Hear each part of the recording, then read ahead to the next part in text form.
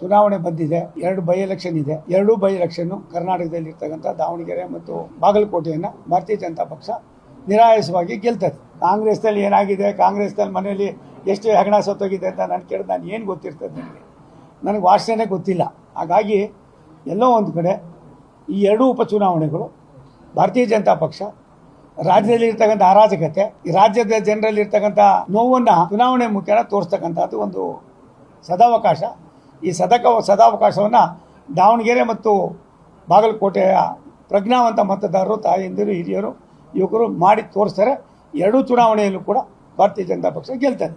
Thank you. ಚುನಾವಣೆ ಬಂದಿದೆ, 2 by election ಇದೆ. 2 ಬೈ ಎಲೆಕ್ಷನ್ ಕರ್ನಾಟಕದಲ್ಲಿ ಇರ್ತಕ್ಕಂಥ ದಾವಣಗೆರೆ ಮತ್ತು ಬಾಗಲಕೋಟೆಯನ್ನು ಭಾರತೀಯ ಜನತಾ ಪಕ್ಷ ನಿರಾಯಾಸವಾಗಿ ಗೆಲ್ತದೆ. ಕಾಂಗ್ರೆಸ್ನಲ್ಲಿ ಏನಾಗಿದೆ, ಕಾಂಗ್ರೆಸ್ನಲ್ಲಿ ಮನೆಯಲ್ಲಿ ಎಷ್ಟು ಹೆಗಣ ಸತ್ತೋಗಿದೆ ಅಂತ ನಾನು ಕೇಳಿದ್ರೆ ನಾನು ಏನು ಗೊತ್ತಿರ್ತದೆ, ನನಗೆ ವಾಸನೆ ಗೊತ್ತಿಲ್ಲ. ಹಾಗಾಗಿ ಎಲ್ಲೋ ಒಂದು ಕಡೆ ಈ 2 ಉಪಚುನಾವಣೆಗಳು ಭಾರತೀಯ ಜನತಾ ಪಕ್ಷ ರಾಜ್ಯದಲ್ಲಿ ಇರ್ತಕ್ಕಂಥ ಅರಾಜಕತೆ, ಈ ರಾಜ್ಯದ ಜನರಲ್ಲಿ ಇರ್ತಕ್ಕಂಥ ನೋವನ್ನು ಚುನಾವಣೆ ಮುಖೇನ ತೋರಿಸ್ತಕ್ಕಂಥದ್ದು ಒಂದು ಸದಾವಕಾಶ.